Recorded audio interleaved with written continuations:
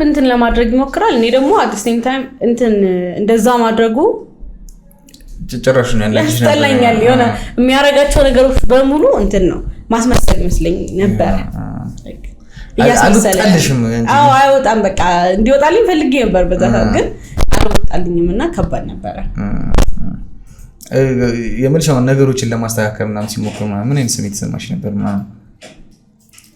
በቃ እኔ ኔጌቲቭ ነገር ብቻ ማስበው ላይክ እየሞከረ እንደሆነ አምናለሁ አቃለው ምናምን እኮ ግን አያሳምነኝም ነገር ማረገው አንደኛ ላይክ ከዚህ በፊት የሚያደርገው የነበረ ነገር ስለሆነ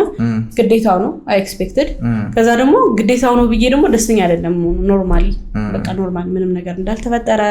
አክት አላረገም ከዚህ በፊት የሆነ ያረግልኝ የነበሩ ነገሮችን ሲያረግ ያው